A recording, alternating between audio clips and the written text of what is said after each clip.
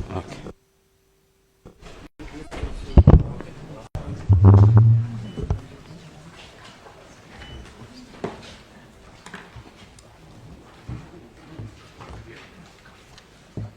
How did they forget us?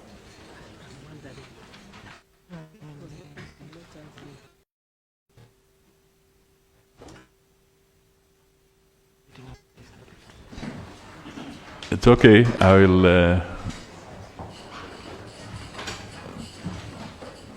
I will help you. Don't worry, Joe, so that we save time. Thanks. Okay. First of all, let me wish everybody a Happy New Year. Happy New Year. Happy New Year. Tunamtakia mwaka mwema wa mafanikio na pia afya njema as we open up the new year. So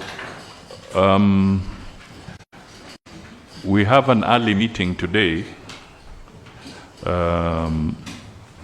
I want to put it in context by just making some short written remarks so that I don't veer off the purpose of this meeting. And then we shall engage in a very short discussion. And because we are so many, I will not want to attempt to introduce everybody. Because we could end up losing one whole hour doing introductions. So I will just acknowledge members of the private sector, those of us in government. We have my colleague ministers here. When the minister speaks, he or she can then introduce maybe one or two persons that they think are essential on behalf of the other, so that we avoid the whole. But let me start with the private sector. We have KEPSA. Who is representing KEPSA? You can speak just briefly. You'll be making a short statement. So that's Carol, is it? Am I right? Or who is it? My name is Doris Olutende. I'm the Public-Private Dialogue Manager representing Carol. Okay, thank you. Then we have the Kenya Association of Manufacturers. I think we have Mr. Tobias. Yes, I'm here. Tobias, CEO, Kenya Association of Manufacturers. Okay. Then we have the Kenya National Chamber of Commerce and Industry. Yes, I'm here. I'm the CEO for National Chamber of Commerce. Very good. Then we have the Kenya Leather Council. Dr. Isaac Noor. Okay, thank you.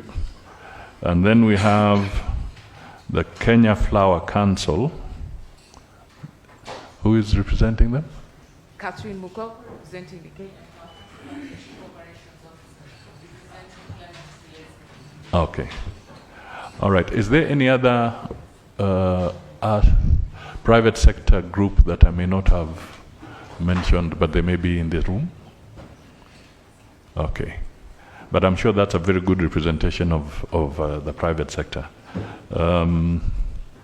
Then we,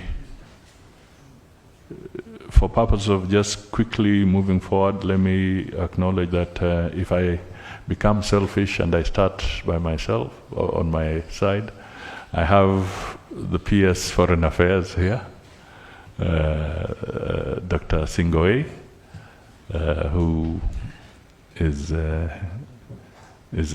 here. So my colleagues will be doing the same. We have the Attorney General, Madam Dorcas. We have the CS Treasury, Honorable Mbandi. We have Honorable Mvurya, sports, but also still handling trade and investments. We have Honorable Dwale handling matters environment and also agriculture. We have Mheshimiwa Hassan Joho handling mining and maritime, the blue economy and maritime issues. Then we have the Governor Sakaja representing the Council of Governors with us. And I also have PS, I'm being selfish, but PS Aurelio Rono from the Parliamentary affairs. So I think that's where we are. As each minister speaks, he'll point out the people from his team. And those who will not have a minister, you'll raise your hand and I'll represent you. All right. So this meeting, if I just very, very quickly make some remarks so that it's on record, is that let me begin by welcoming all of you to this meeting which I have convened pursuant to the urgent directive of His Excellency the President. I am therefore deeply honored to have this gathering of distinguished leaders from government, the private sector and key stakeholders. Today, we stand united in pursuit of a shared goal, creating an environment where business can flourish and investment in our homeland can thrive. The renowned economist Milton Friedman once said, "The business of government is to facilitate business." So I'll repeat that. The business of government is to facilitate business. It is imperative that we take this wisdom to heart.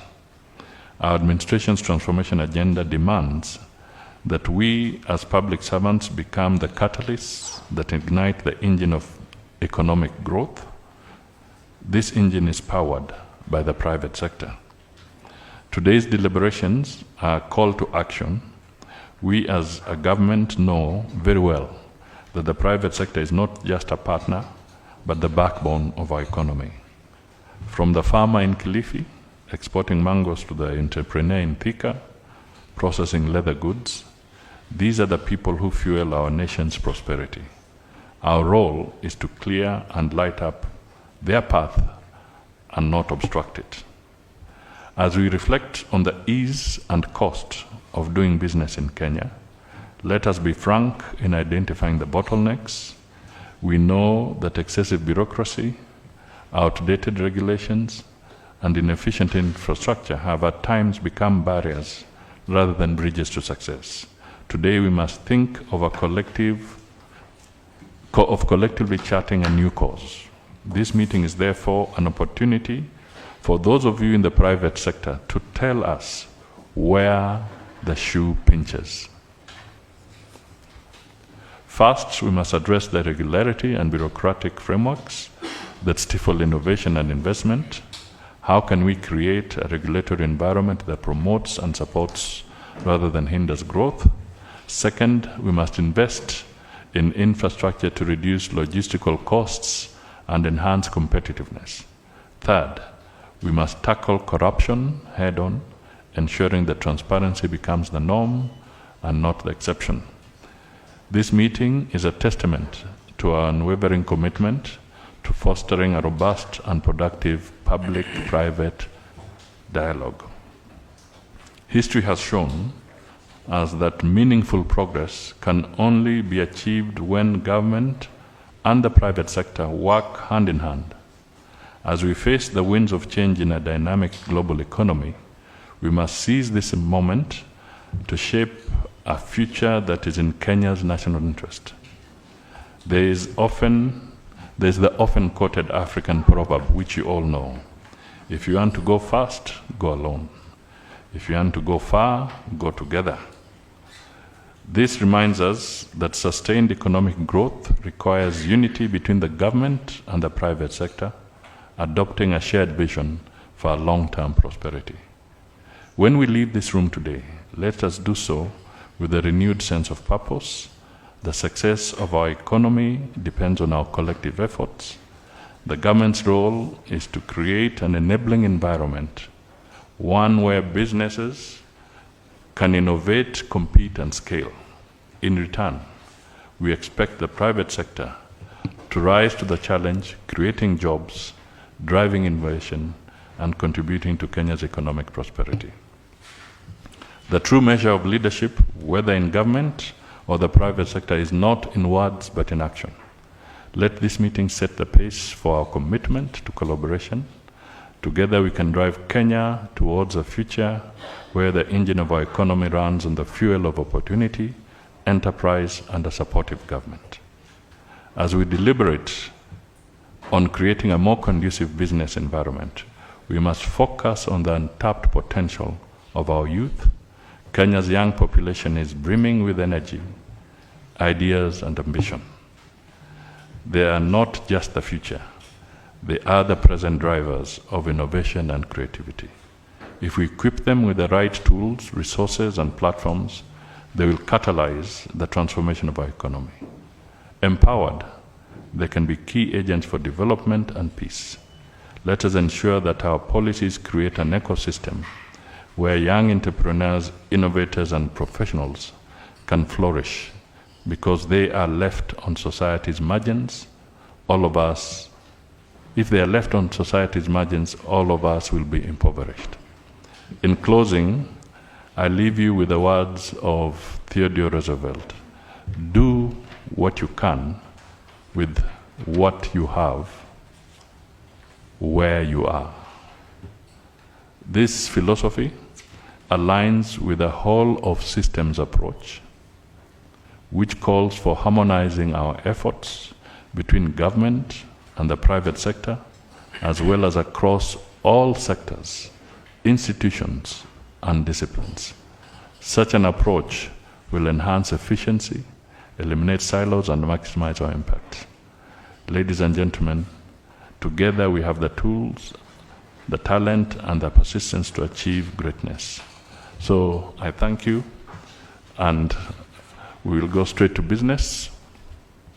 We had communicated earlier to the private sector with some very specific areas that we wanted them to focus. So, ladies and gentlemen, with your permission, my colleagues will not speak up front. They would want to hear the private sector first. So we request that the first bite at the cherry goes to KEPSA.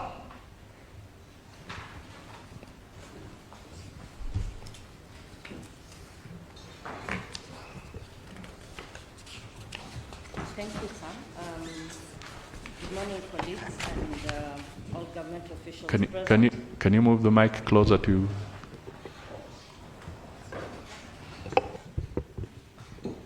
Hello. Any better?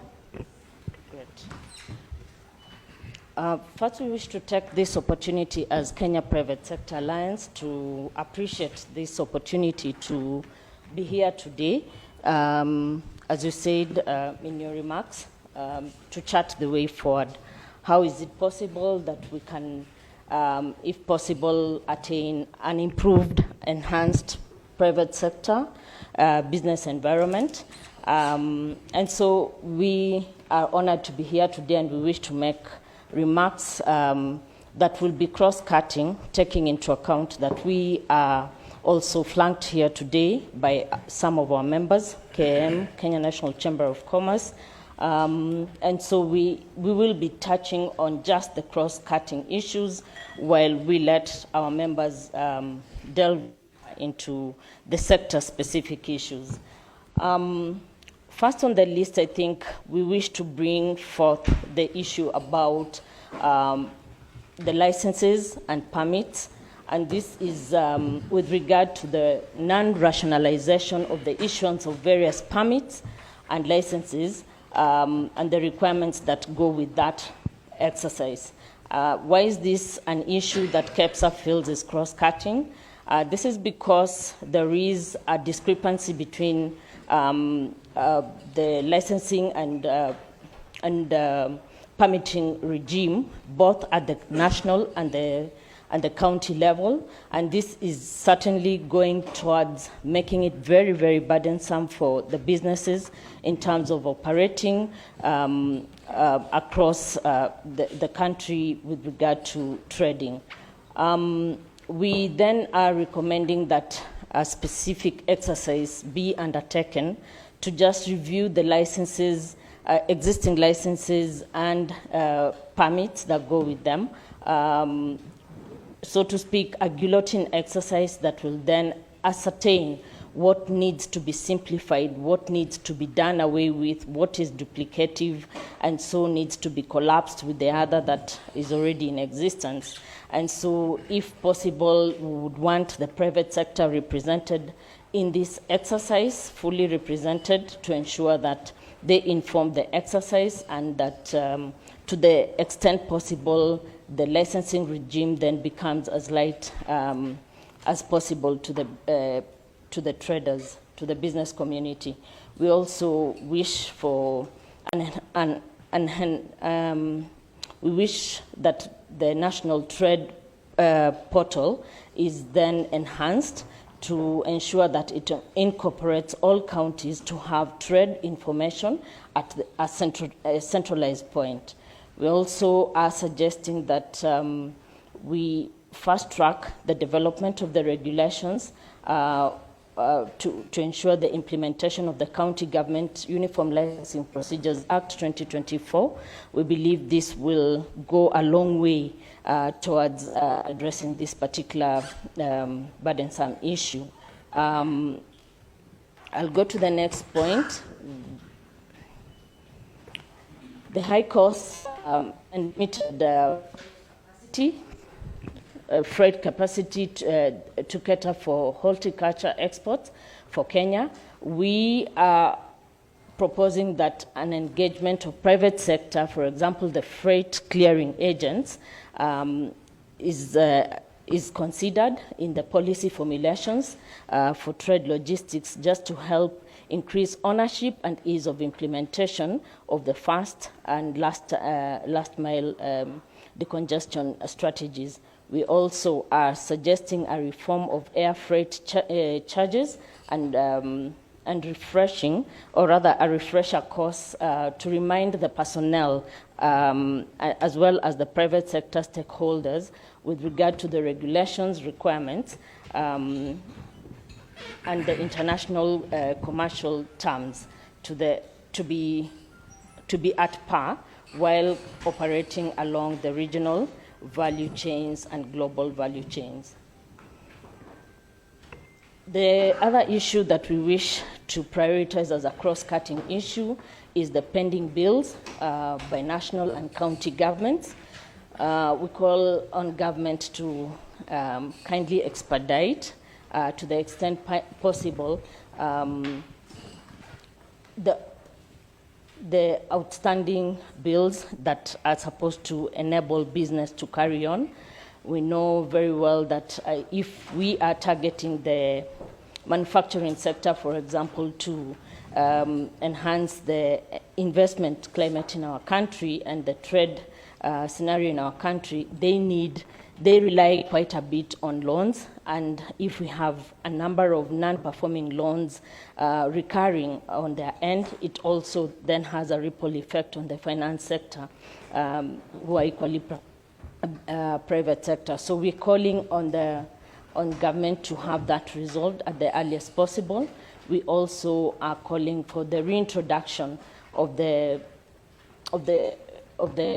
prompt payment bill, which was discontinued. We request that this is reintroduced and completion. We wish to call... Sorry, which bill? The prompt payment bill. The next cross-cutting issue is to do with the RD-SASA system. We note with concern the inefficiency of the RD-SASA platform, despite the noble idea behind it. And it has had quite a bit of a negative effect on the operations of businesses, because thanks to these inefficiencies, we are seeing billions of shillings being held up in bank land transactions and equally outstanding court cases withholding capital from the economy, also running in billions. So we request the expedited resolution of the legal and operational challenges being experienced by RD-SASA as a platform. The other issue is with to taxation, instability in the taxation regime. I will allow my colleagues present to delve deeper into their specific tax issues. However, I take the opportunity to narrow down on the gaming sector. And the issue here, we are requesting that the National Treasury does revert the definition of the winnings in the Income Tax Act to pay out by the licensee, but does not include the amount stacked by the punter. The next issue, Your Excellency, is the general increased cost of doing business for investors in the petroleum industry. The issue here, we're looking at specifically Section 30 of the Finance Act 2023 that moved petroleum products to the standard VAT category, raising the costs by 8%. In 2019, the oil marketing companies earned 0.1% as a margin on the Kenya shillings 1 million investment. But from July 2023, with a margin of 2 million, they could only earn 0.05%. So we are requesting that National Treasury does revert the petroleum products VAT to 8%.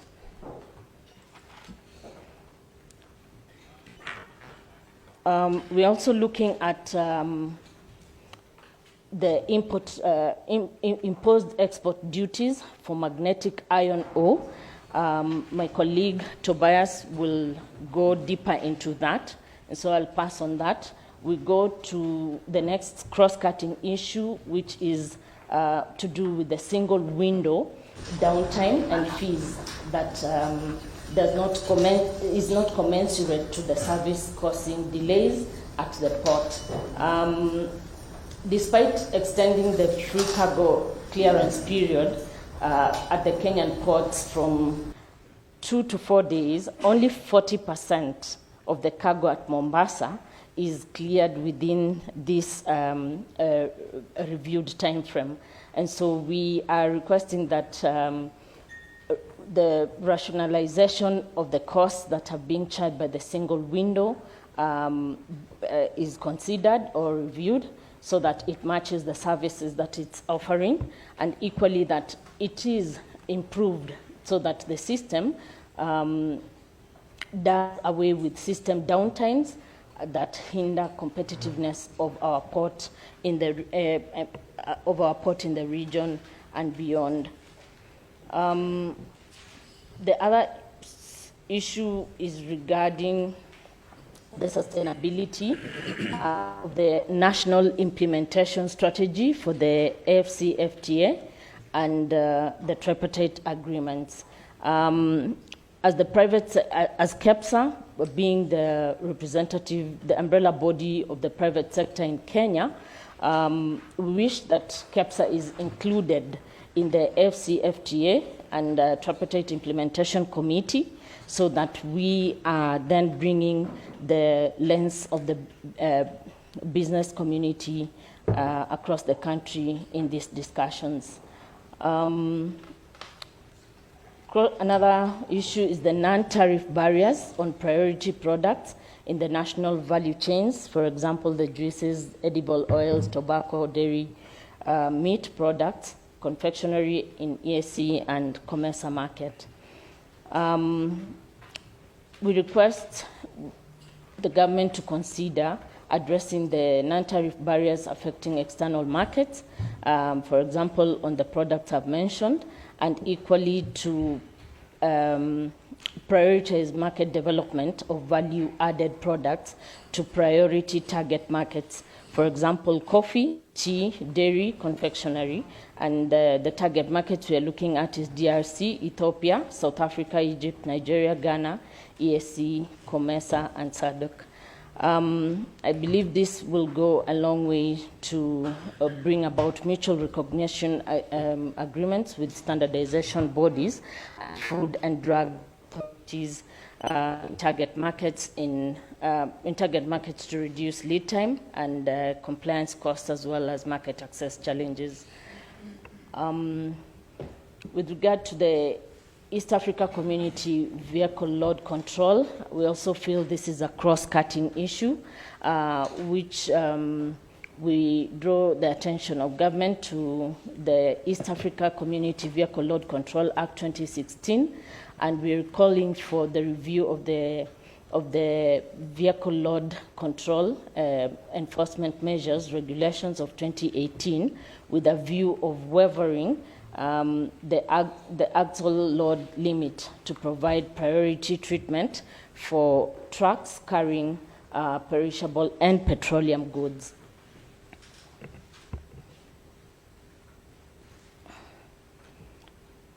Illicit trade, counterfeits, and grey trade and diminished consumer protection. You'll agree with me all that this is a very critical issue with regard to trade and the quality of trade in our country. We're calling for the establishment of a team to monitor the counterfeits, grey goods, and illicit trade, to inform policy around administrative actions to mitigate the same. We also wish for the formulation and implementation of the illicit index across sectors to assist in data formulation towards protecting the Kenyan and ESC grown industries.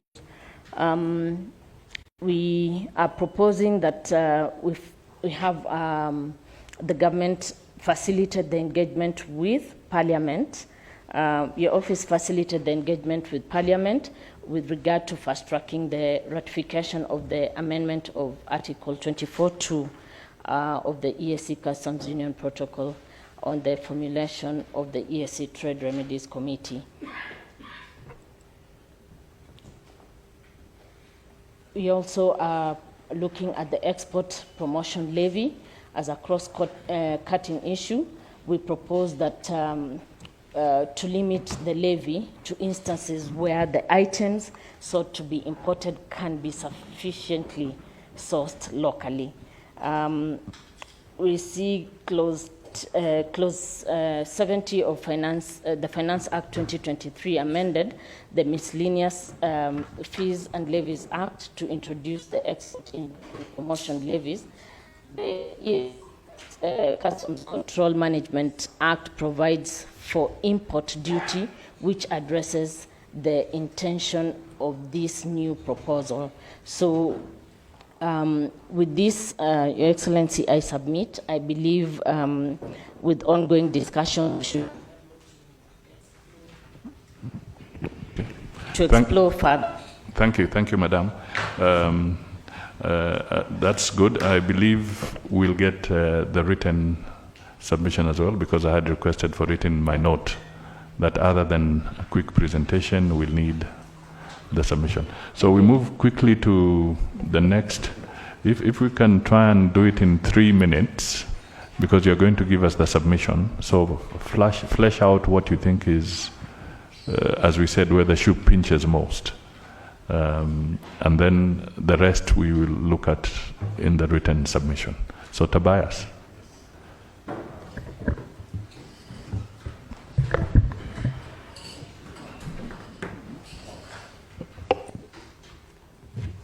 Thank you. Thank you very much. So I will start, thank you very much. I will start by what is positive, what we think is you're doing well as a government, and you need to continue. One is a stabilization of the inflation rate. It is commendable that it's now at an average of 2.7% from 7.7% in the previous years, and also stabilization of the exchange rate. This is going on well, and it is good for business, and would encourage that it continues. Again, we need to watch in terms of inflation, the food prices. As much as we have stabilized this, if it changes, it will be not good for the citizen. On the exchange rate, one of the good things that we've noted that is working well in terms of improving the exchange rate and getting more dollars coming in is the agreements that have been signed, the trade agreement, the EU, EPA, AFCFTA, and we commend the government for that. Actualization in terms of trade. If this can be actualized, then we'll see a major impact and inflows in revenue for the benefit of the government and the benefit of the citizen. There's an issue that we have raised on the public finance management, and our prayer has been that the National Treasury to develop an action plan to implement the recommendations of the PEFA reports for both levels of government, because this will create confidence in government by citizen in terms of public finance management. On manufacturing, manufacturing is key in this country. We are now at 7.6 contribution to the GDP. And if you look at quarter 2 of 2024 and quarter 2 and quarter 3 of 2024, you note that our contribution to the GDP was at 3.2 in quarter 2 and it reduced to 2.3 in quarter 3. So that's a concern that instead of our contribution to the GDP increasing, it is reducing. And some of the issues that we did identify and we want to address is issues around adherence and adherence to the national tax policy. The national tax policy was a very good guideline. It's a very good document that creates predictability in the tax environment. However, there is a feeling that in certain cases, we've not been adhering to the national tax policy because there is no predictability in the business environment when we are passing policies touching on taxation. So our proposal is that we look towards adhering to the national tax policy when we're implementing budget. And one of the areas on the national tax policies indicates that when you are passing a taxation law, you need to review the implication of the previous laws that was passed on taxation. Did it generate revenue? If it generated revenues, but it closed so many companies, why should we retain it? So the impact and impact of implementation of the previous laws need to be assessed before we implement new policies going forward. The other issue is on the tax amendments, tax law amendments, Bill 2024. Of course, there are clear, very good positive wins that we noted, we have documented. I will not read all of them, but we want to thank National Treasury and MITI for the excellent effort in terms of addressing some of the issues that we recommended. However, there are some concerns still on the railway development levy, the rate increase from initial 1.5 to 2.5. Our concern is on the raw material, that the raw materials need not to be taxed at a higher rate in terms of the railway development levy, because this again promotes industrialization in the country. The other thing is about the regulatory environment. The manufacturing sector in this country is struggling with the weight of ever-increasing costs of fees, levies, charges by government agencies. We know the intent of every government agencies to raise these fees, charges, and levies is to collect money. But we are collecting money to the extent of killing some business or closing down some business. So we need to do an assessment. This is our country, we build it together, both private sector and government. The impact of some of these levies charged left, right, and center from both national and county government is impeding our competitiveness in the region. And we need to just lay this conversation on the table and see how we can address it. I know and understand it's about generating revenue, but do we generate revenue to the extent of killing or closing down our businesses? The last issue, because some of those issues have already been mentioned, county fees and charges, I'll not repeat that. That has already been mentioned. The other issues is illicit trade. In our own estimation, government is losing over, there's a potential loss of revenue that could be more than 300 billion because of illicit trade. And the office of the DPP needs really to support in this exercise, because we do understand there are cases touching on illicit trade that need to be prosecuted, and that revenue got back to government. We strongly feel that the avenue of collecting revenue should be also based on this kind of culprits who are doing illicit trade. The last item is on the cost of power. The cost of power in this country is expensive. We are 70% more expensive than our counterpart in the region, and even if you go far to South Africa, we are 70% expensive. And one of the major reasons that is causing the expensiveness of our power, which is a cost of production, is the reliance on thermal. The reliance on thermal. We have the IPP, independent power producers, who are supplying or producing power at a very expensive rate.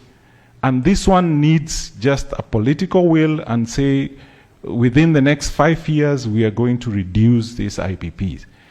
And our proposal is we reduce the usage of IPP from the current, I think it is 30% to 20%, and then 10% in the next couple of years, and increase the use of hydro from the current 50% to 70%. With that, as we deal with the issues of IPPs, we'll be able to reduce at least the cost of power. And with that, I think we will see an improvement.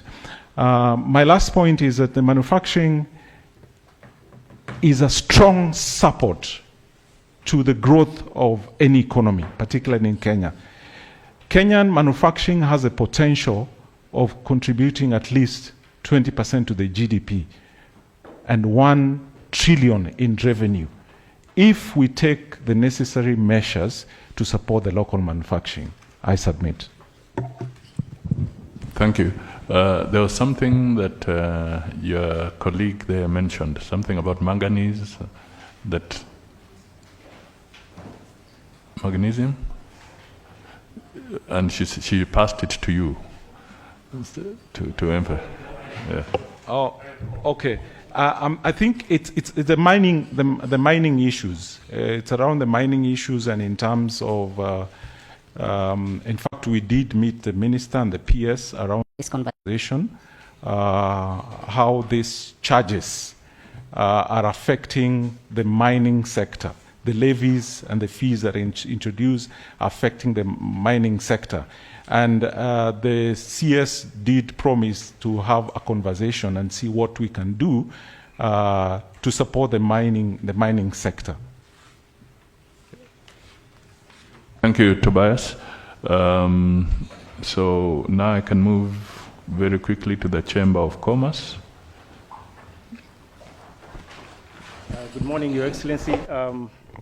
My name is Ahmed Farah. I'm the CEO for Kenya National Chamber of Commerce, and I'm also privileged to be a member of the National Investment Council. And I want to take this opportunity first to appreciate the State Department of Investment Promotion and Ministry of MITI for all the efforts and initiatives that they have undertaken to try and put together issues of concerns for private sector. Having the advantage of participating in a number of those discussions from the National Investment Council point of view, Your Excellency, I want to confirm that a lot of the issues presented by my colleagues have already been captured and reported and collated by SDIP and deliberated by the National Investment Council. If I remember well, and correct me, PS, if my memory fails me, we documented quite a number of issues and solutions proposed, and even identified government agencies, MDAs, that are responsible for unlocking those issues. The plea that I would want to make now, I'm wearing another hat of CEO for KNCCI, is actualization of the solutions that have been proposed. Your Excellency, a lot of time has been invested by private sector members seated in this room and some not in this room, the officials of MITI and the National Investment Council. And I think what has been frustrating to a lot of our members when I speak to them is they have engaged time and again with relevant government officials on specific issues and sectoral issues and high-level issues as well that need to be unlocked. So, Your Excellency, I think, and also if my memory doesn't fail me, is we, through MITI, I think it was overseen by CS Mburia and Abubakar PS, the task force has been set that is supposed to be rolled out this month of January. That is composed of specific private sector institutions and chamber of commerces in the country to address the issues that have not been unlocked through the Kenya Amendments Law Bill, and some of those that are still falling through the cracks through the conversations and consultations that have been made. But having said that, I want to also appreciate the efforts of government, as suggested by my colleagues here, in managing the fiscal indicators of the country through difficult time, but of specific concern that, if I might just raise, because you're going to provide submissions, Your Excellency, from KNCCI, I just want to highlight two, which some has been captured. One is the pending bills. Pending bills really is a pain point for all our members and all private sector members.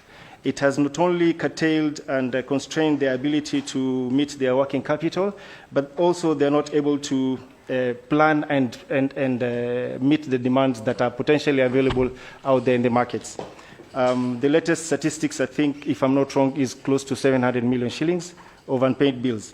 And then there's also the issue of unpaid tax refunds. 700 billion. Billion shillings. And then the other thing that I wanted to focus on is the unpaid tax refunds. The unpaid tax refunds, Your Excellency, has exposed the business to a lot of suffering, also curtailing on their working capital.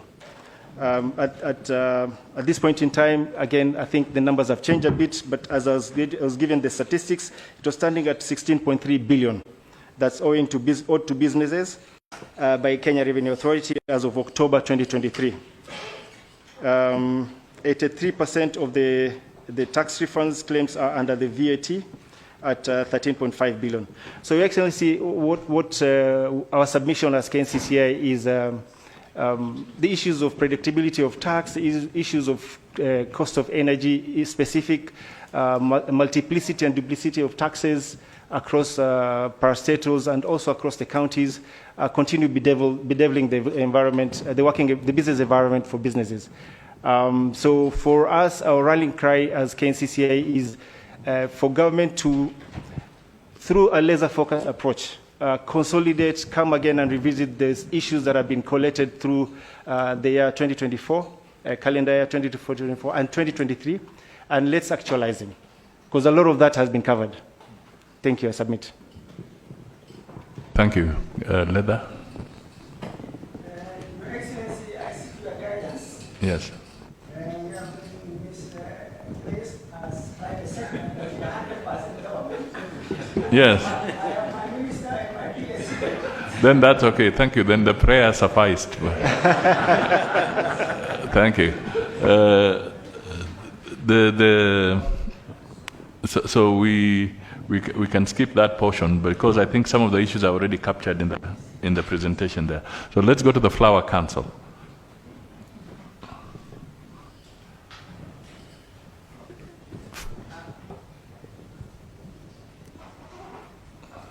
Good morning once again. Catherine Mukoko, Chief Operations Officer, Kenya Flower Council. Just like many people tend to think Kenya Flower Council, just a small introduction of who Kenya Flower Council is. People tend to think that we are government, but we belong to this country. So the KFC is a business membership organization for the floriculture industry and those who feed into the flower supply chain, formed in 1996, and we represent over 80% of the flower growers and exporters in the country.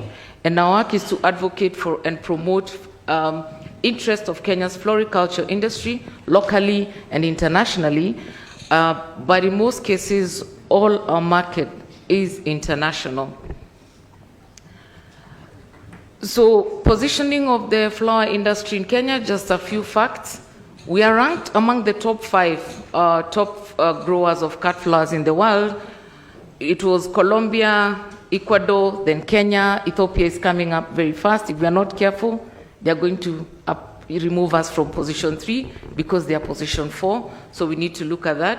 Currently, the flower sector has over 200,000 skilled and unskilled workers, 1 million indirect employment through services.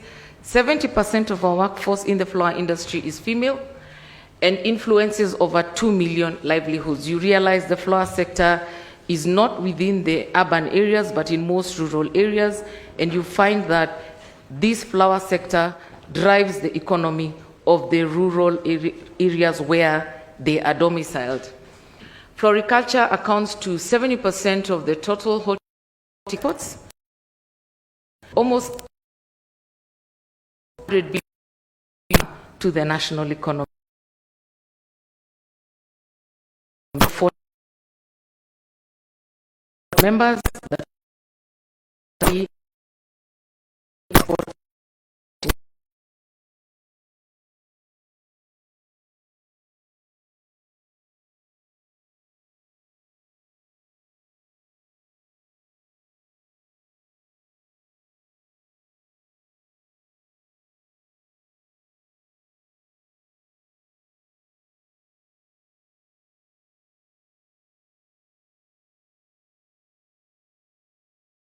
include the UAE, China, Asia, Australia, and we supply to over 60 destinations worldwide.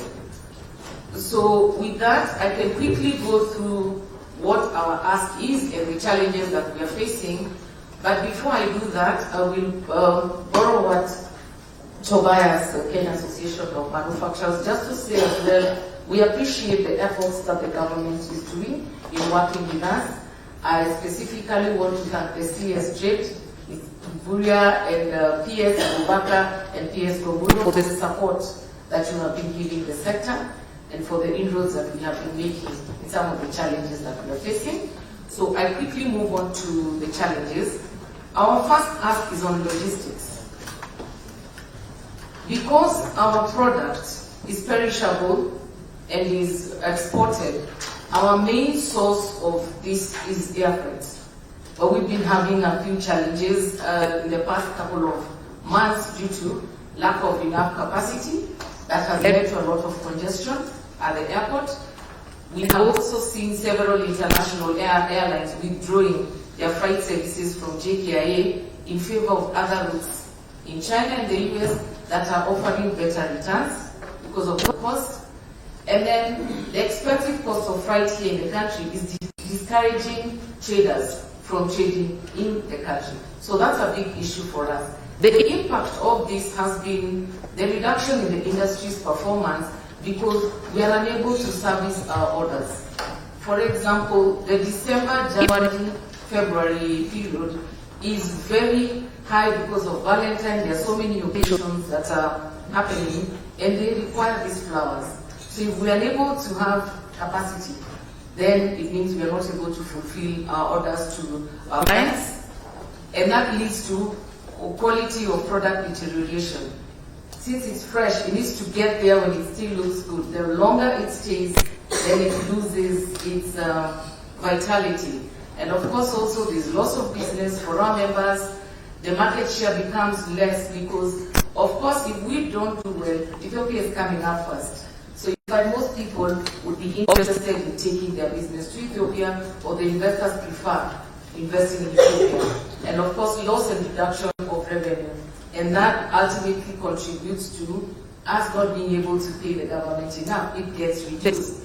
So we would just request your support in making sure that coming up with a way that is going to be favorable to make sure whatever we want to export, there's enough capacity.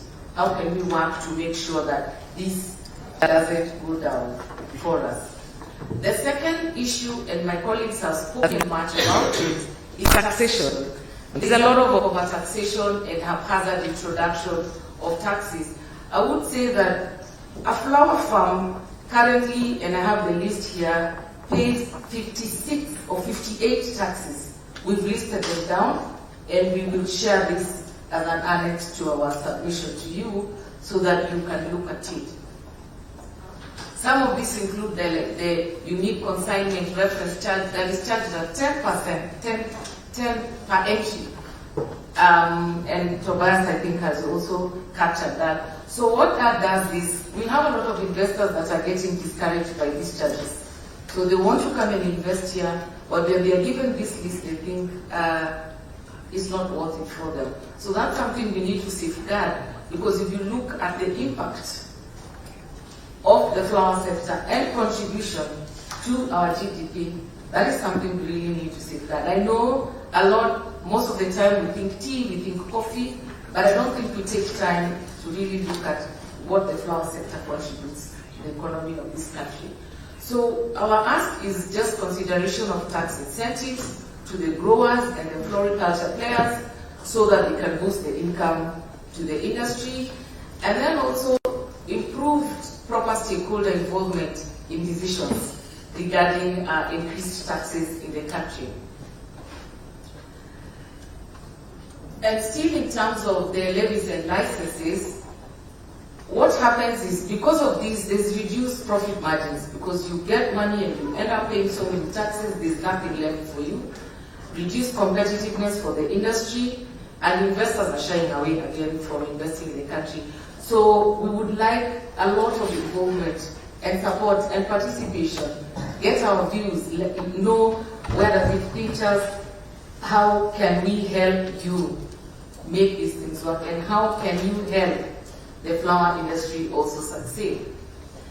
The last item I would want to request is a reduction of VAT on farm inputs. The 16% that is imposed sometimes is not refunded immediately. So we have a lot of backlog in terms of refunds that our members have not received. So we are requesting that farm inputs be zero-rated for VAT or charged at a reduced VAT rate. Because we have the chemicals, we have the fertilizers. How can you work with us to see how this can be favorable for us? And then, the VAT refunds. We have some members who have not been refunded, and the amount is close to about $1 billion in tax refunds. You know, so if we can streamline that, that's our peak ask as the Flower Council. We had an in-depth meeting with the investments PS, Abubakar. So, and we are looking forward also to the actualization of the task force so that some of these things can be quickly addressed. I submit, and thank you very much.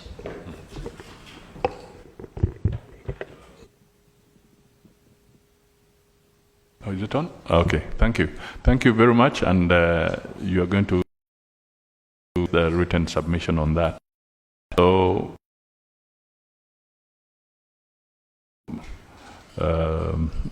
ask my colleagues to make some comments, and if they so wish, they can react partially to some of the issues you have raised, not necessarily comprehensively, you know, because today is a dialogue first. We need to have that clear understanding. I think I should start with the Treasury, although most of the issues are Treasury. I don't know whether I should start there Or I should start with the others and we close with Treasury? I think I have a point to make. Yes. Of order. Yes. I think, Your Excellency, I think in the future, it's good that the private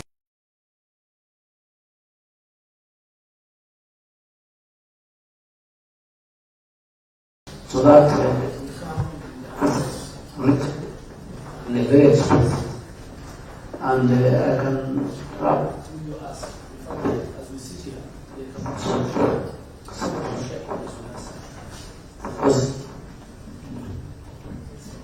Yeah, so share the copies with us. A very good, better way of doing it. We are seeing it, we are hearing it for the first time. We need to digest, we need to consult, and give very concrete answers. But I'm sure my colleagues will, the areas that can touch, they can say something. But I think that should be the rule. We will still have the mic. You have your team with you. I can see some of them. Maybe your agriculture team as well. Can you introduce your team? Yeah. I have PS Livestock. PS Agriculture is in Kampala. We have the DG NEMA. We have the CEO of Leather Council. I was wondering why you want to do government.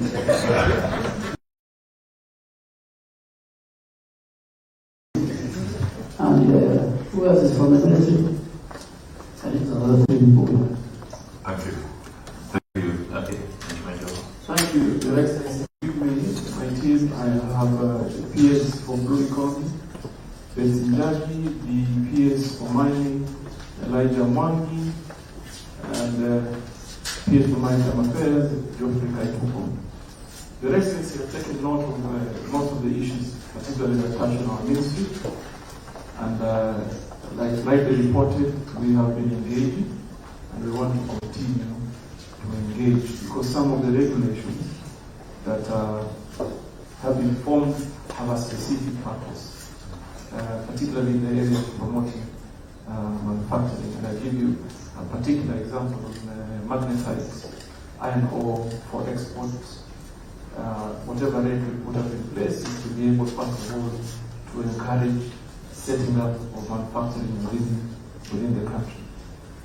I would pick up a conversation with the association, with the manufacturing association, on particular charges. For example, the one we're engaged in is a 500,000 shillings fee that is put in place. We believe it is part of the process of cleaning up. Because so far too long we have had a cadastre full of busybodies who are occupying the space and no intention whatsoever to realize mining itself. So we want to make it reasonable but also fair for all of us. For example, there are issues that have been raised on quarry and road construction material that we have asked the ministry for self or voluntary declaration for the past year. And going forward, we agree because there are instances where people say we don't want, they should be waived. And we realize that if you do a road construction for government, you have charged as government for some days, for some facilities, cutters for ladies that you want, you find it hard to pay. Where I see an opportunity for us to engage in a flood, Governor Sakadi is here, is in the area of county charges in matters management. And that we can pick up that conversation because we are supposed to collect royalty that we share with the counties. So cess vis-a-vis royalty, maybe the area is timely disbursement, collection and disbursement from Treasury, but I see many opportunities that we're able to engage going forward, Your Excellency. And I commit to continue to talk. Thank you very much, Your Excellency, and Waziris and the private sector.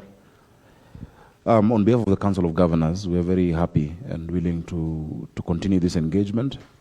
Allow me to just first introduce, we have our CEO, Mary Mwiti is here, and other members from the Council and also from Nairobi County Government.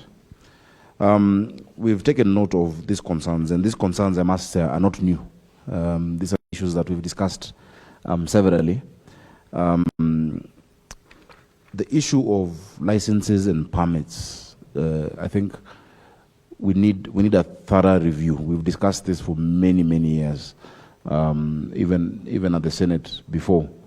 I think that proposal by, I don't know if it's KEPSA or Association of Manufacturers, for us to do an audit, because there could be duplication. I agree.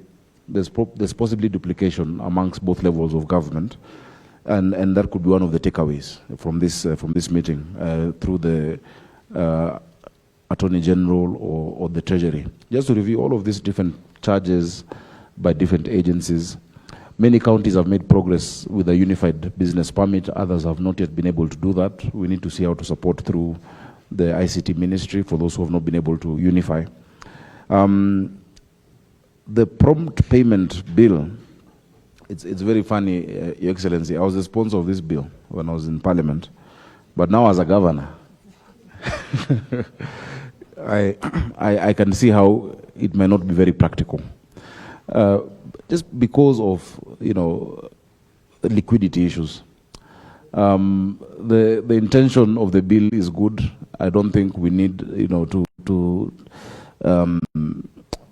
emphasize what it does when people are not paid, having delivered services and goods. I think we need some stimulus, and we need to work on it with Treasury. There's an audit being done by Edward Ouko and his team on pending bills. I think for the counties, we need some support. Of course, the bulk of that is Nairobi. I got 100. Out of the 700 billion, a seventh is Nairobi County. And many of them are historical, from the days of the council. So that one, short of a stimulus and also proper budgetary control, I'm not sure what both levels of government can be able to do to deal with that. But the bill, I don't think. But now I'm not a legislator. I leave that to the Attorney General and to the national government. But if I was to go back to Senate, I would withdraw that bill. Because I'd be jailed, by now for not having honored some of those payments.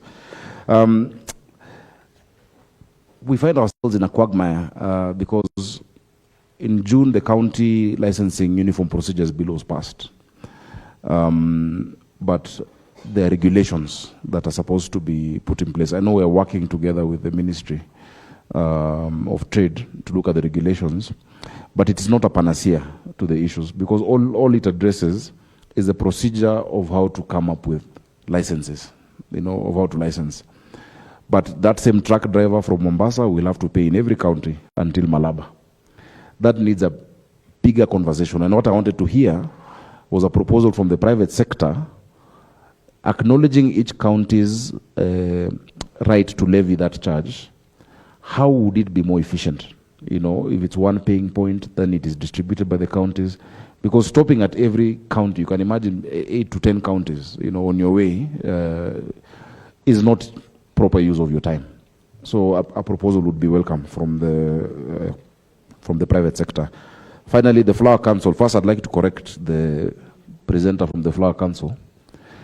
She said that they're mainly in the rural areas. Your biggest market, apart from export, is Nairobi. If you go to City Park.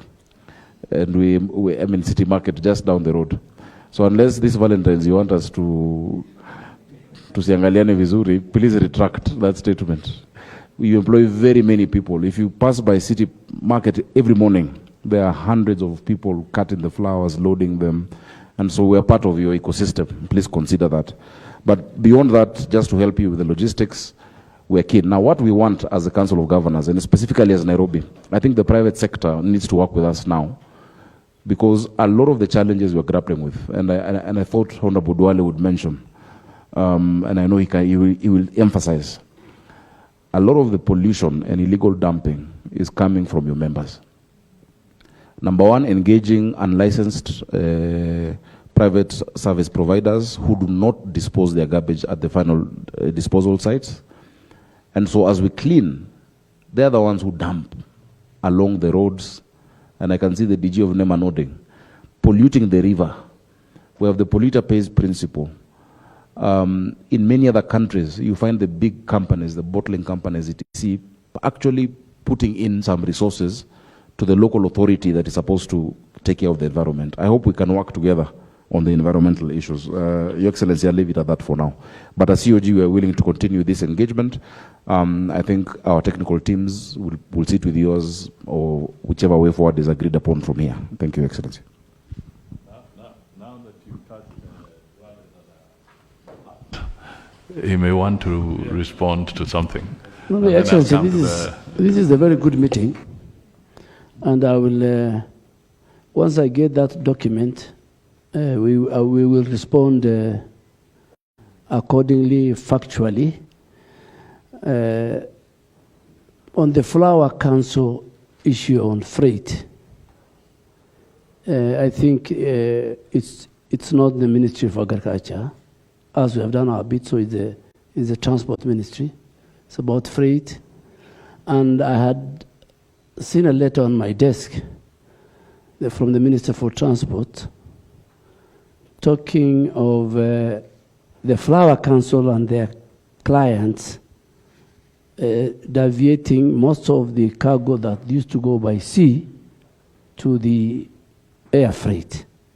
So that is one of the, I think he said that's one of the reasons why we have total jam. And I think he was trying to tell that more people should use freight.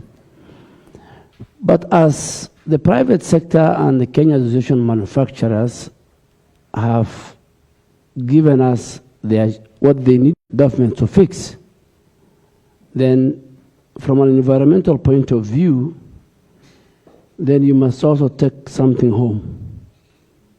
You know, it's give and take.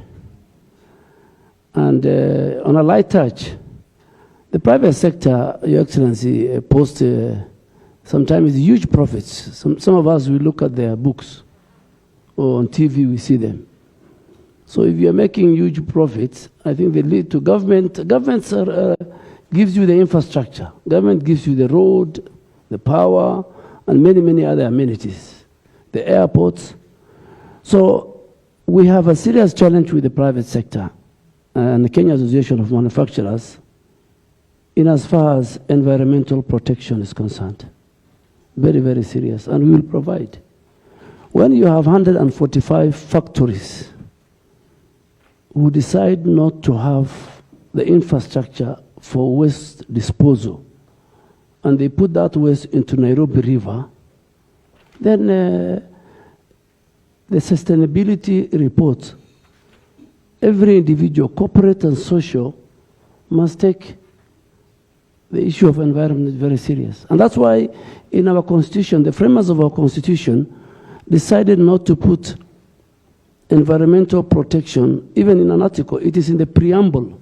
The preamble of our constitution talks about we must protect, conserve the environment, our heritage for now and the future. And that's why me and Governor Sakaja, we have a serious duty to clean this city and create green spaces and clean the 27 kilometers of Nairobi River. So as we're sitting here, I think the business community must also take their duty to make sure that they protect the environment and help government and other institutions and county governments in major waste disposal. As a country, waste management is a devolved function. But I'm sure the former governors here, waste disposal is a serious investment in terms which I think county governments alone cannot do. It must be both county and national government must come together so that we have designated dumping sites in our cities. We have a proper way of disposing all the waste, whether they are chemical. And for everybody here, the business community, the way you are complaining of the counterfeit and illicit trade, then those who do illicit things on the environment, we are the same. You can't say this person is doing illicit trade, at the same time you are dumping all the industrial waste into in our rivers. So I think, Your Excellency, as I told you earlier, I think we need to have another meeting so that, like the summit, so that we resolve the issues that the private sector is raising. Then also as government, respective ministries and the county government, we also have issues we want the private sector and our good people, the Kenya Manufacturers Association, they can do. I mean, they're very critical in our country. This revenue we run, this government comes from the private sector, comes from Kenya Association of Manufacturers and the Flour Council and many other small, medium businesses. So I think that's all I can say. But it's good they share with us the documents, and then we can even respond to them in a week's time through your office. Yeah, thank you. Thank you. I'll switch to this side. Let me start with the Honorable Mvuria. As we said, the documents, once submitted, we shall ensure that all the colleagues here and all departments will get, so that we are speaking from one page. Thank you. Thank you very much, Your Excellency, and also my colleagues and our partners in the KEPSA, Association of Manufacturers, and also the Kenya National Chamber of Commerce. I want to introduce the team. We have Dr. Kombudo, the PS Trade. We also have Dr. Mukwana, the PS Industry, and also PS Abubakar Hassan, who is in charge of investment promotion. Your Excellency and colleagues, this indeed is a very, very important meeting, and especially for the Ministry of Investment, Trade and Industry. This is really a meeting that we have been looking for, where we have the other ministries also listening to the private sector, because the goal of the Ministry of Investment is to ensure that we inspire both foreign direct investment and also domestic direct investment, but more importantly also inculcate a culture of having a conducive and a friendly business environment. And in pursuit of these objectives, since the 23rd of September 2024, we have been running a series of public participation with the private sector, basically also to get some of the key issues that are impeding business, but also impeding investments in our country. And as a result of that, we have been able to work with the National Treasury because we identified a number of issues. Some of them have been repeated here. And in our classification, there were issues that required policy formulation. There were issues that required legislative intervention, and others that required just administrative action, like the issues of bureaucracy in terms of dealing with business and investment documents. So, Your Excellency, as a result of that, already we have the business amendment laws which have been passed, which have also been worked very closely with the tax laws, because the issue of tax regime and predictability was very key, and part of it has been dealt with in those laws. But I also want to inform the meeting, Your Excellency, we have 5 other bills which are in draft. They have been taken through public participation, and they are on their way to the cabinet to deal with some of the issues that have been raised here. However, Your Excellency, when we met again with the private sector on the 18th of December, we realized also there were issues beyond what they had raised. And one of the key issues is the issue of the regulations and levies, and these are areas where the investors and the private sector felt even though now they can plan, with some of the interventions we've done in the law, in the area of levies, which comes with many agencies in government, they felt that it would not be very easy for them to plan because these levies are erratic and sometimes they come in the middle of their plan. And because of the importance of the issues that they raised that time, we agreed that they lead a task force because the levies are across board and some of the levies are not harmful to business, but now they would identify those that are impeding to business. So this task force is actually supposed to take effect now. It is led by the private sector. The two PSs, the PS Trade and PS Investments, are members of that team. Then we have KEPSA, we have the Kenya Association of Manufacturers. We also have the Kenya National Chambers of Commerce and Industry. We have the Horticulture Crop Development Authority, the American Chamber of Commerce, the British Chamber of Commerce, Retail Traders Association of Kenya, the Kenya Bankers Association, and also the European Business Council.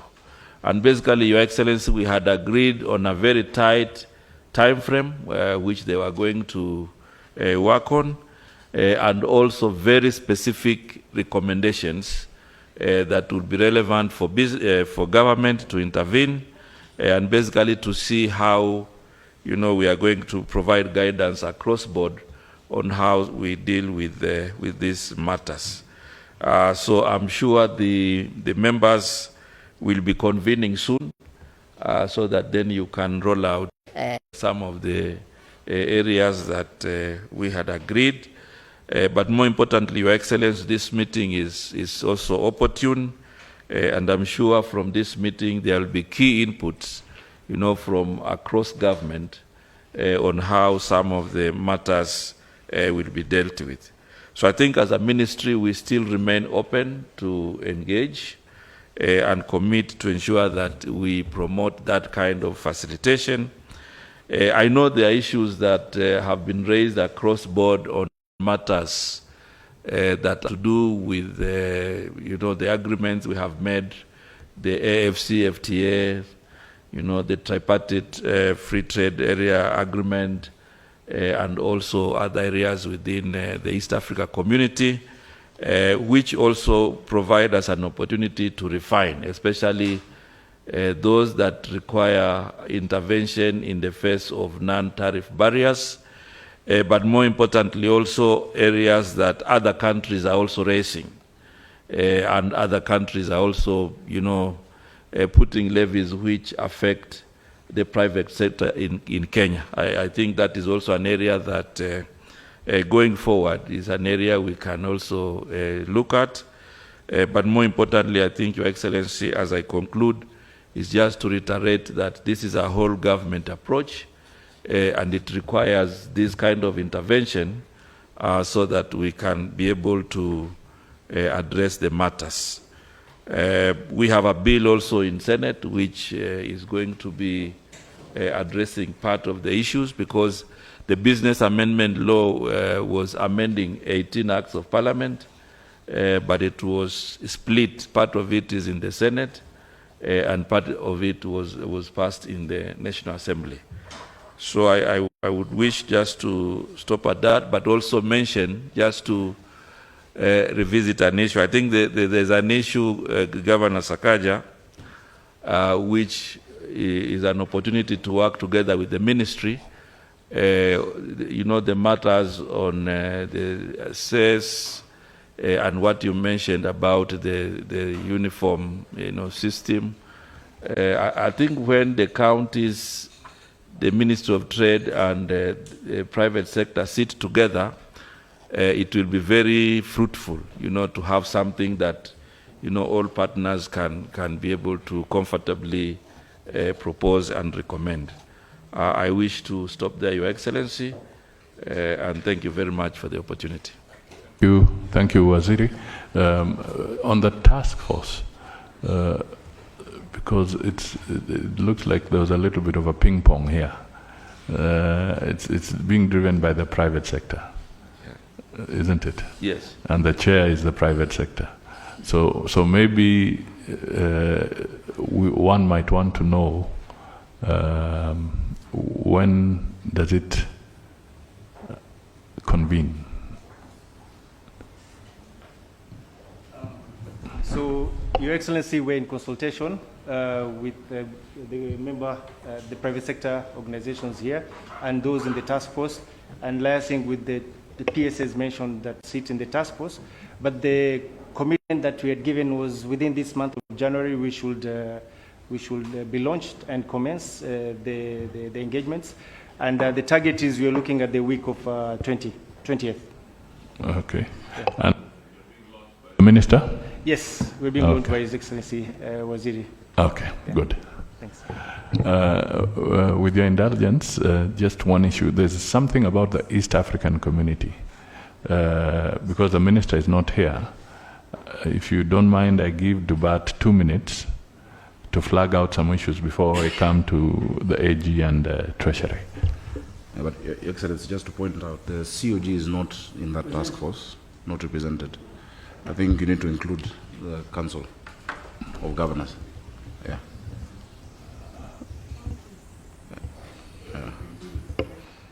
Okay. All right, Dubat, do you have 2 minutes? Thank you very much, Your Excellency. I represent my Minister for EAC, ASALs and Regional Development. First of all, I'd like to take this opportunity to thank you and also the private sector for giving us a platform to engage. Mine starts with an ask of the private sector that the Republic of Kenya and the government invests heavily in our membership and commitments under the East African community, with the objective of creating a very big platform and a market for yourselves. And the largest beneficiaries are basically the private sector. So as a ministry and as a government, we would like to encourage the private sector to take advantage of that membership, especially the new markets that have joined in, the Democratic Republic of Congo, the Republic of South Sudan, and the Federal Republic of Somalia, so that we can increase our space and our share of intra-EAC trade. That is the first one. Your Excellency, I've seen there are around 3 issues, unless I've missed some, that have been raised. I'd like to say something about them very quickly. One of them is the non-tariff barriers.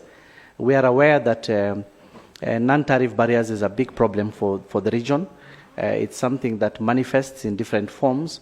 It's something that we've been managing as a region, and we have a regional mechanism for management of these non-tariff barriers. Kenya, being the largest businessman up to last year in the region, of course faced a lot of challenges in terms of these administrative and technical barriers to trade as well. We're working very closely with the ministry, especially the State Department for Trade, to find ways of eliminating these non-tariff barriers. In the regional mechanism, we have made great strides and we have removed some. And we also have bilateral engagements with the specific countries. Currently, we are aware as we speak that there are only 7 non-tariff barriers against the Republic of Kenya, 3 with the United Republic of Tanzania, for which we have had a deadline with the ministry and my colleague PS for Trade. I think we have next month or the month after a bilateral engagement with Tanzania, and we're trying to see how we can remove those 3. We have 3 that is against us by the Republic of Uganda, and again, we are working together with him and the Foreign Affairs Ministry to set up those conversations. And we only have 1 against Rwanda. So we are making progress. So we want to assure the private sector that we are pursuing both regional and bilateral mechanisms to eliminate these non-tariff barriers. There's an issue which was raised on the Vehicle Load Control Act, which is basically harmonization of road user charges. That is a live conversation in the region, in EAC. We are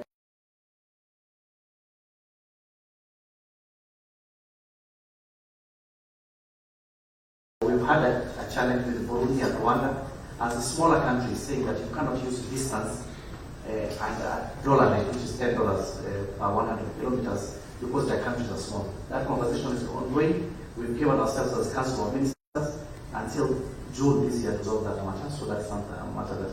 But currently, as we speak, we are using commensurates, and I think there should be no problem from the private sector in that space. And finally, on the counterfeit, I've had someone mention, I think it was Kepsa. What can we do as a region on the space of counterfeit? I would like to assure them that we have an anti-counterfeit policy and bill that is under development currently and discussion in the region, and we are moving towards the elimination of the same. If there are any other issues that we'll pick up from the document once it comes, as a ministry, we shall respond comprehensively to the private sector. Thank you, Excellency.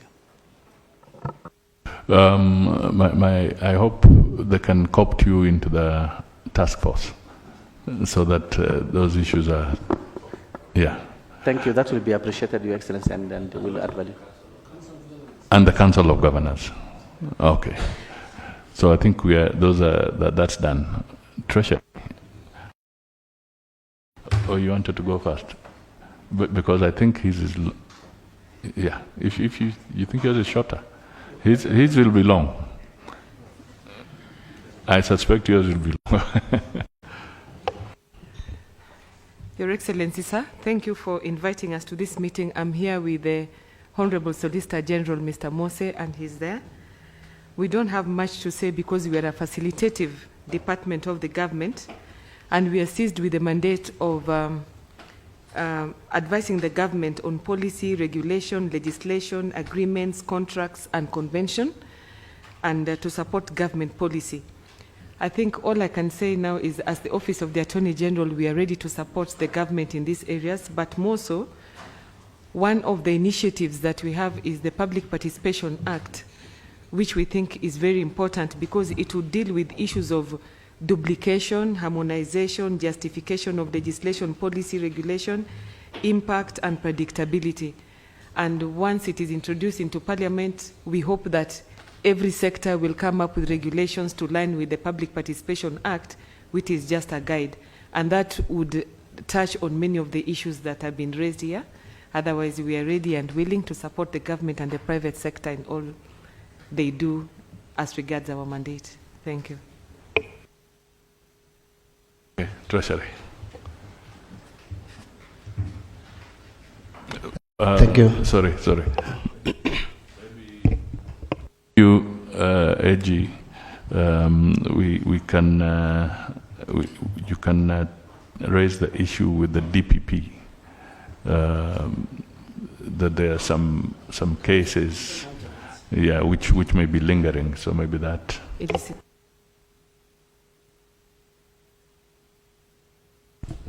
Thank you, Your Excellency, and I want to thank you, together with the private sector, for convening us this. It was morning, now it is afternoon. Let me first begin by saying that the relationship between the government and private sector is of mutual benefit to both of us. The role of the government is to provide the macroeconomic space or environment that would help businesses thrive. But also, again, we rely on the private sector to create jobs for both social and political stability, and also to give us money to run government and provide services. So having said that, I know a lot of issues have been raised that are touching on matters finance, matters taxation, and generally how to help ease the ease of doing business better. I promised to, I think maybe I get the other one. Yeah, I promise you to have one-on-one engagement on these specific issues after this, together with my team, to see if there could be some improvements to be made, which I believe there are.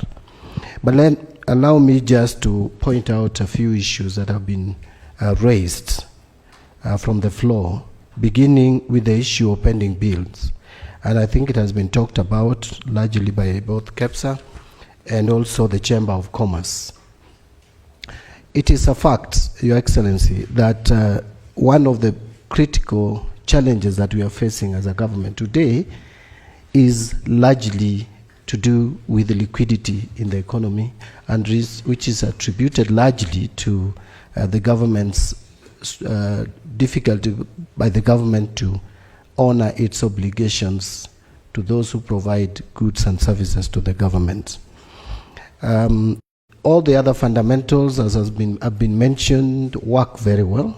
We appreciate that inflation is low. It's now 3%, the latest data, which is still fairly low. There are others like Forex. We have 4.9 months cover in terms of reserves, which is one of the highest. I think the highest in the history. We have we comfort with our exports showing signs of improving. The shilling has stabilized. Many other fundamentals. But then you hear complaints about this liquidity. So the pending bills, for us to address it, Your Excellency, and this the government is dealing with, is first to deal with the budget. It's not about prompt payment bill. I also want to agree with Sakaja. You can bring as many legislations as you want, but if you don't deal with the root cause of the pending bills, you will not sort out the problem. We have the law in place that says you cannot make any payment until you pay the pending bills. First charge, they form the first charge, but that is not respected. And you can't drag all government officers to jail. So the starting point will be to deal with the pending bill at the budgeting stage. And this should not just be a national government effort. COG, counties must stop over-projecting on-source revenue. National government must stop over-projecting revenue collection. Then we become realistic in our budget, and then we will solve this problem. The bills are amounting, the ones that were submitted to UKU committee is about 663 billion shillings. From the preliminary analysis, that was the brief that was given to me, the bills may come down to about 450 billion after verification. But again, we carried forward from last financial year 151. So you're talking about not less than 600. A lot of it is under road sector. There is a strategy to deal with that, and Your Excellency, you are aware of that. I don't want to belabor the point. But even the other pending bills, I will make a proposal to the cabinet on if we can come up with a system like a stimulus to help pay the bills over a period. It will not be done in one financial year, maybe 2, 3, certainly I think more realistically in 3 financial years, but we have to develop a policy so that again it is done without any favoritism in it. Something that does not touch directly to my ministry, but this issue of cost of energy, I think, Your Excellency, this is something that we may need to deal with it. I think there's been a lot of talk around it. But let me mention something about some of the levies that KEPSA feels shouldn't be there, like the petroleum, the petroleum VAT on petroleum products and export promotion levy. I want to say that as we think of trying to cut on this cost, we must also maintain the principles of taxation. As a principle of taxation, tax system should be simple. It should be fair. So if all other products attract VAT, then you must have a very good justification for excluding others. Because the moment you come with multiple rates of taxation, then that tax system will fail to obey the principles of simplicity and even violate the principles of fairness. So we are trying to move away from multiple rates of taxation. As a matter of fact, I am one person who is so against zero rating of commodities. We are thinking of if the bare minimum we can do, if a commodity is so essential, then we may exempt but not zero rate. So the exemption would to help so that we don't increase the prices of these commodities is even to go to the raw materials going into those commodities and also exempt so that we obtain the same result as if they were zero rated. Oh, you talked about, I think it was the flour sector, you talked about the cost of the VAT on farm inputs. Actually, most farm inputs don't have VAT charged on them. But if there are some that you have issues with, then we'll pick them out. But we will go for exemption. I am against zero rating because, again, the reason why you are crying about refunds that are not being honored is because a lot of those refunds are fictitious. There are a lot of business people, and they are your members, who are simply thieves, and they are stealing from the government and they're stealing from Kenyans. They make claims that are not authentic, colluding with our KRA staff. That is what we must avoid. That is why I have been singing this song of avoid zero rating. Even some of the items which have refused, which have defeated us, we can't remove them from zero rating. But we should, like bread, we should remove them from zero rating, because it is only helping these unscrupulous business people and not the intended purpose. I'm trying to summarize, Your Excellency, and as you rightly said before, that mine may be a little bit more. So I've addressed the issue of tax refunds. We are really trying to make sure that the tax refunds, we streamline that process and make funds available to make tax refunds in time to help liquidate or give liquidity to the business people. On adherence to the national policy, I can't agree more. Our national policy is very simple. We must enhance certainty, predictability, but you see it is a new law that was just passed. It's a new policy. You have to settle. Actually, we are looking at possibility of not even having finance bills. We really don't have to have finance bills every year, because if we have agreed on a predictable way of financing our budgets, we'll just be preparing budgets based on a known, definite, and certain and predictable tax system. Again, RDL, I actually mentioned that we need to be fair and harmonize. If you look at import development, it was a different percentage. This one is a different percentage. We want to harmonize the percentages. And again, you see this RDL actually was reduced in 2023. I don't know the reason why behind it. It was probably not necessary. But this is a conversation that we need to engage in. I think I've addressed the haphazard introduction of taxes. We are going to see more predictable tax regime going forward. I think I've answered the reduction of VAT on inputs.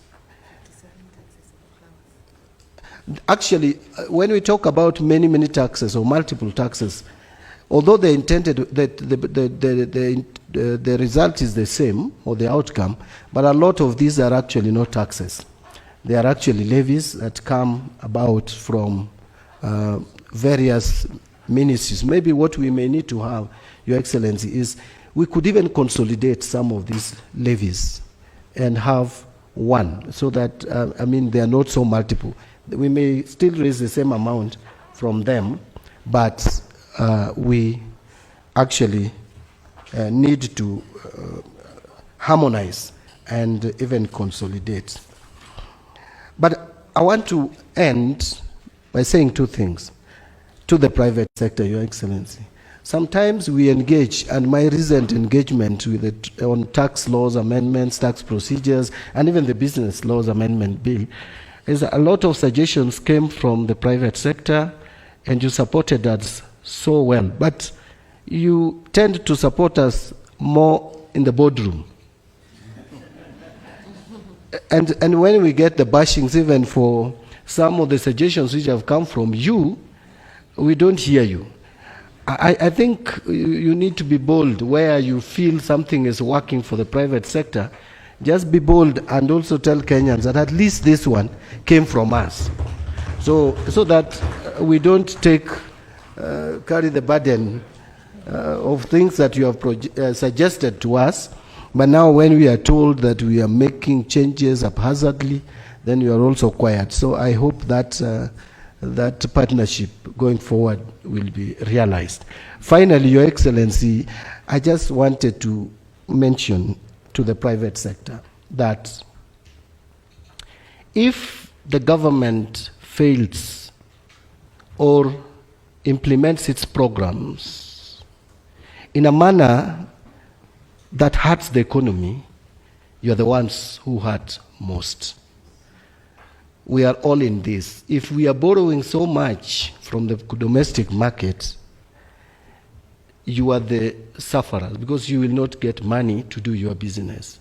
So I think it is in the interests of all of us to work together and understand that we still need to mobilize revenue to be able to finance the bigger part of our budget without borrowing too much.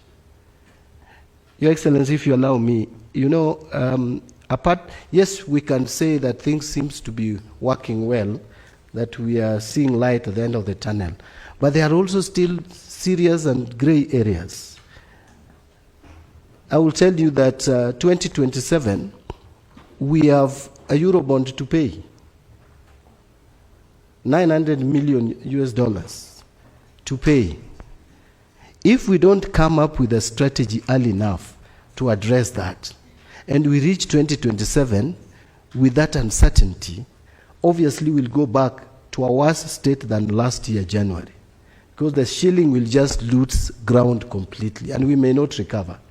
So you find 2027, we have the 900, almost $1 billion US to pay, and that you must pay. It's a bullet payment. The following year, we have $1 billion US again to pay. At least from 2028, you have a breathing space to 2021, which is just about 2 years, to pay 1.5. And then the following 2034, we have 1.2. The only space we have is from 2034 to 2048.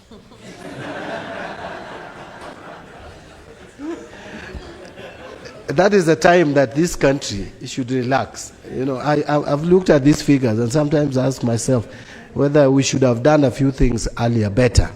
So even as you complain that the government is too aggressive, you must understand the environment in which we are operating.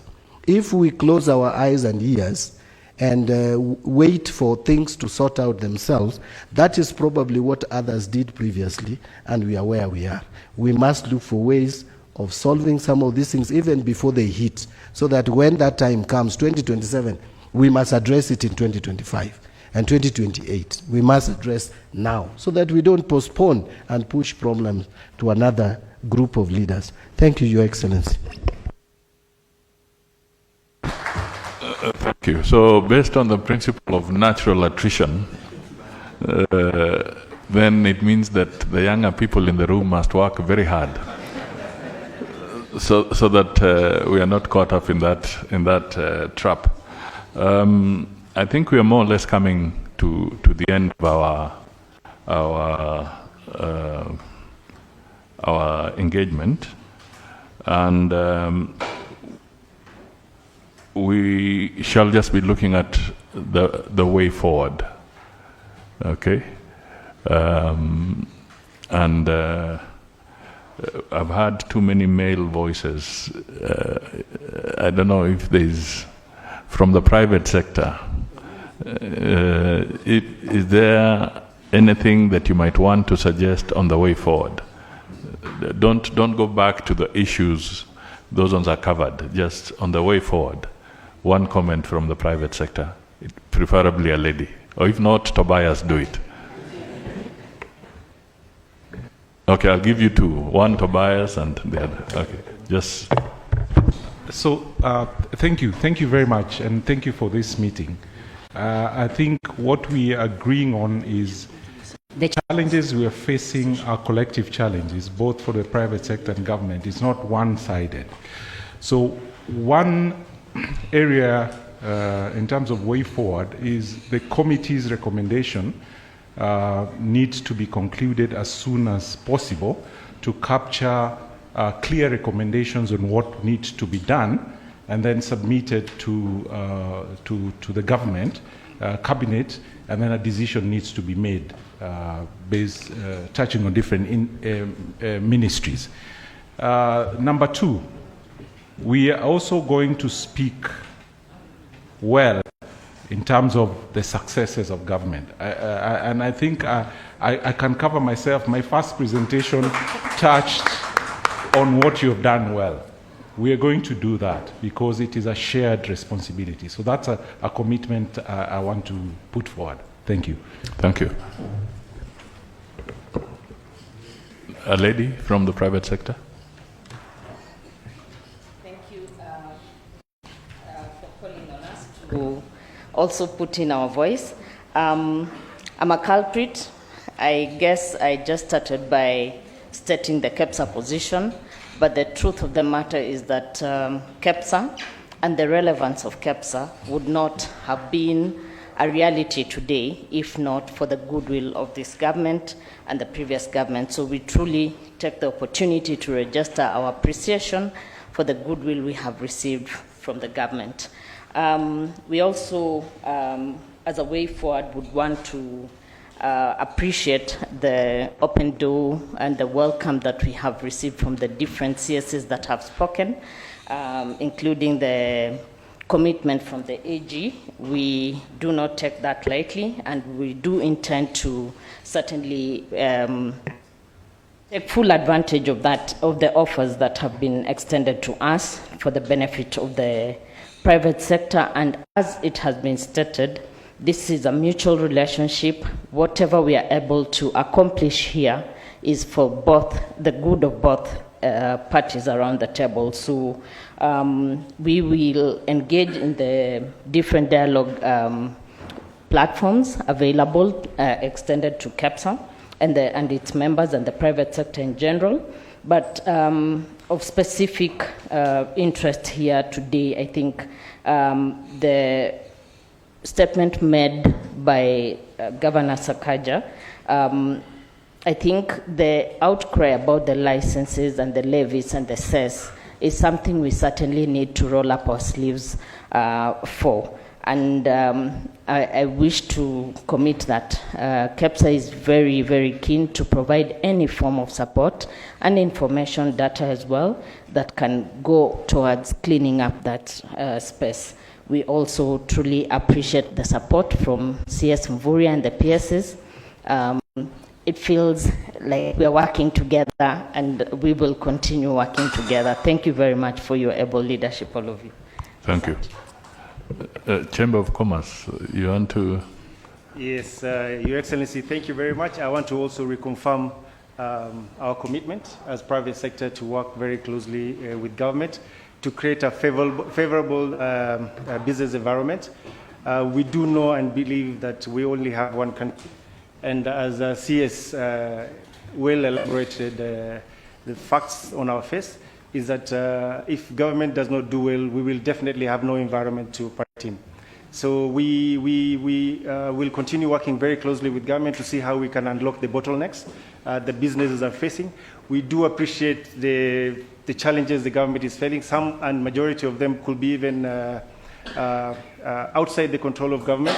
But since we're in this space together, I think our intention and drive as private sector is to see how we can not only just make our environment attractive, but also position Kenya in the international global market as a preferred investment destination, and also our products to be competitive in the national markets. We have quite a number of bilateral agreements, as highlighted by CS for MITI. But the onus is us as business and private sector to take advantage of the pathway that has been created by government. So this is a demonstration of a partnership that can only lead to a better Kenya for the older ones that might not live to see the window that has highlighted by CS, where it is going to be free of the payments for Eurobond. But Your Excellency, allow me to also take this opportunity as a demonstration of the commitment to work with government.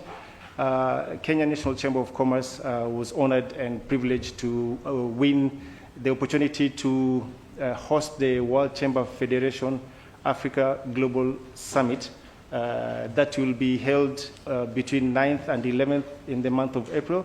It's the first time that is going to be held in Africa. and Kenya has been privileged to be the one to be the pioneer. We are working very closely with the Ministry of Investment, Trade and Industry and Ministry of Foreign Affairs and other relevant ministries through a leadership that has been structured, that has put together government. The event is looking at bringing in over 4,500 delegates from over 70 countries to showcase opportunities for trade and investments in Africa.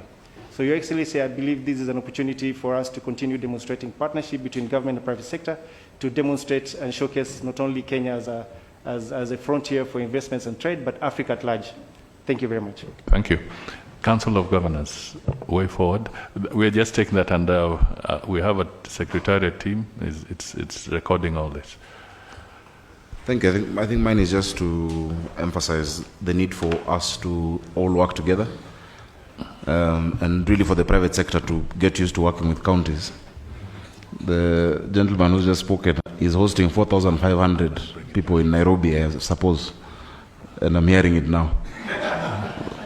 And, you know, I think the approach that has been taken by the national and county governments, that we're all serving the same people, should really translate to also us in the private sector.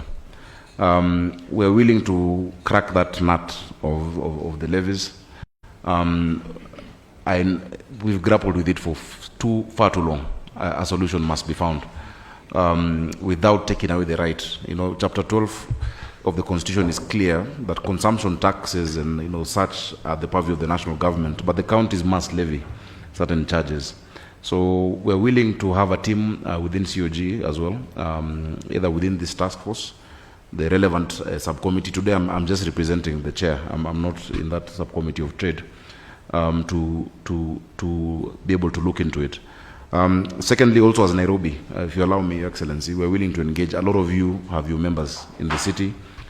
We've met with your local branches, the KEPSA Nairobi, Association of Manufacturers Nairobi branch. I think at the higher level, we'll also be willing to engage. For PS Dubat, one of the points that we had in our presentation as COG is the lack of involvement of counties in negotiation of these treaties. Make many of our counties, especially border counties, not know what the protocols within East Africa are that they can take advantage of, in many areas, including agriculture.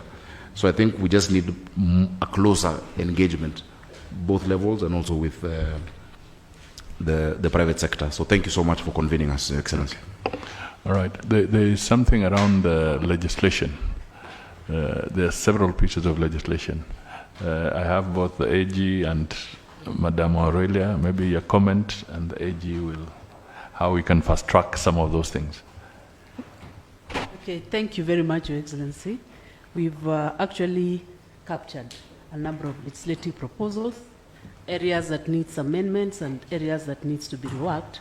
And I actually wanted to request, because a number of issues that have been raised touches on policy, regulatory, legislative, that us being the ones coordinating legislative initiatives, we can be also included in the task force so that we work together. Okay. Yeah. Thank you. Thank you. Waziri is here, but Kombundo, you have the EPA. And Tawa, you want to quickly say something on the way forward, very quickly, 2 minutes. Thank you very much, Excellency. By way of quick brief, we, starting last year, are implementing the Economic Partnership Agreement between Kenya and the European Union, which I think provides lots of export opportunities. We are doing lots of sensitization together with the Association of Manufacturers, the Kenya Private Sector Alliance, and also some of the other agencies, together with COG. We'll be in Kisumu on Friday, and we've done several other towns. I think maybe I could focus more on opportunities for participation here for private sector. There are governance tools within the economic partnership agreements that allow us to have a grievance mechanism that quickly addresses problems that can take several years at the World Trade Organization, but using this mechanism can take just months. So for example, in the flower sector, whereby you're having issues to do with the false codling moth and raised inspection rates by the European Union, we are having a council the first quarter of this year. So all the issues that your exporting partners have in any of the 27 countries can be quickly addressed using this council meeting that is coming up in this quarter. Excellency, we are also pleased that we are on the final procedures for implementing the economic partnership agreement between us and the United Arab Emirates, which is a $450 billion economy, very good for horticulture, very good for meat exports, very good for services exports, and this also shall provide good opportunities for the private sector. The specific opportunities that I would like to also mention to the private sector is that we shall be having domestic advisory groups for these trade agreements, and that also then provides some leadership opportunities around that. In summary, we'd like to encourage the private sector to continue participating in our joint trade committees that we convene on a bilateral basis. This helps us to sort out problems that exist on a bilateral basis. When Tanzania, for example, put a blockade on export of Kenyan tea, we used that mechanism to solve that within about 2 weeks. We are having one with China in the coming months and several other countries as well. Thank you very much, Excellency. Thank you. All right, now my colleagues, unless there's somebody burning, because as I rise here, we are closing. Okay, okay. And then you can also wrap up your portion. No, I have nothing really to add or useful to add, Your Excellency. I just forgot something very important that I didn't introduce my team. I came also with my PS, James Mohati, who is a PS for economic planning. I don't know whether there is any other, thank you, James. Is there DG Mwenda is here? Yeah, but I don't see him. Yes. Okay. Thank you. Thank you. Just that, Your Excellency. Thank you. Thank you. You go with you, and then Mheshimiwa Joho. I think mine is just to speak on the reforms in NEMA, because NEMA works with the private sector and Kenya Association of Manufacturers. I think NEMA has automated its license services. We have established a one-stop licensing at NEMA headquarters. That's one thing. And then all applications of NEMA and online. You can check the status of your license online and see where it is. We have also reduced the statutory timelines when you apply for a license, particularly for low-risk projects. They can be processed within 5 days. For high-risk projects, will take time. All payments of NEMA are on e-citizen, I think, which is a government policy. And we have attached an officer to be based at Ken Invest to help investors understand the regulatory framework of. But there's something that good news for government and the private sector, the extended producer responsibility. That law is in place. So if you pollute Nairobi River or anywhere, then January, Parliament has adopted, the AG has gazetted, it's now the law, and please, extended producer responsibility on the environment is now a statutory and a legal requirement. Thank you, Chair. Okay. All right. So the way forward is that we must familiarize. They say the ignorance is no defense in law. I suppose that's the message you're sending. Okay. AG? Nothing much to add, Your Excellency, but our office, guided by the Solicitor General and PS Rono, are working very closely.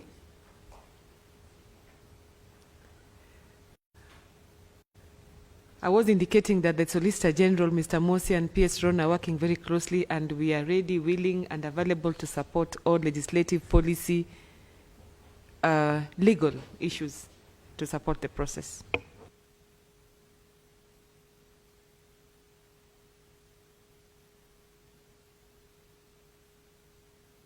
Sorry, but bear with me. I'm used to calling you governor for 10 years. All right, so I think we are done. On the way forward, they've captured your sentiments, but critically, what I see is that we need to fast track the bills that have been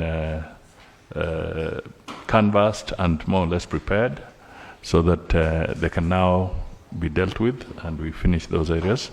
Then the private sector, we shall get your written submission, and it would be important for the Secretariat that is taking the notes that everybody gets a copy of all those submissions from the different areas, so that they can respond.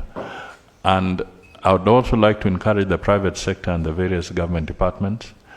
You've listened. Where you think you can shorten our lead time, please engage the ministries at this point in time. And let us do a lot so that by the time we come to the cycle where Honorable Mbandi is presenting the budget statement and all that, we have cleaned up a lot of the issues. So that whatever is left, he cleans out during that cycle. So we have really, we should have done a lot of these things by April, so that you can actually streamline them and put them into the system appropriately.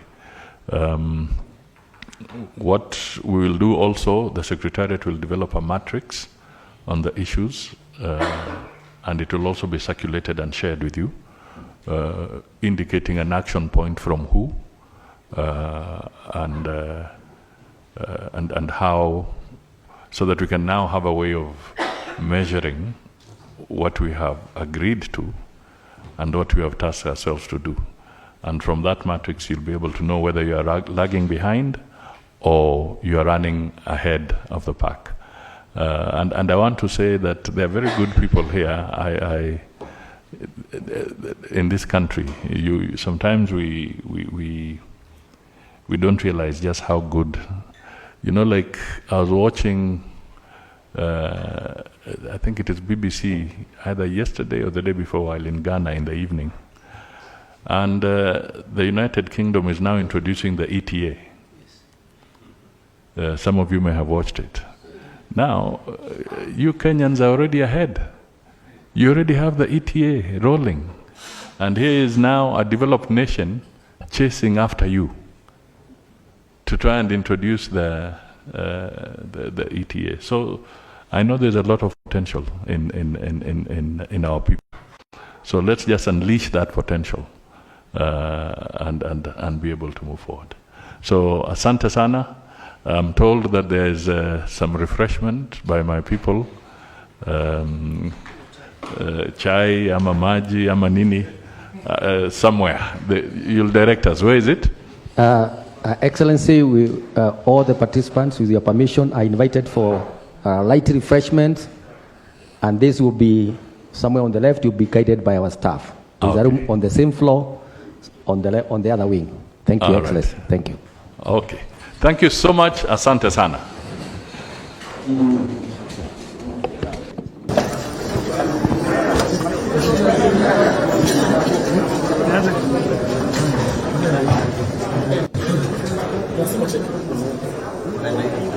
That's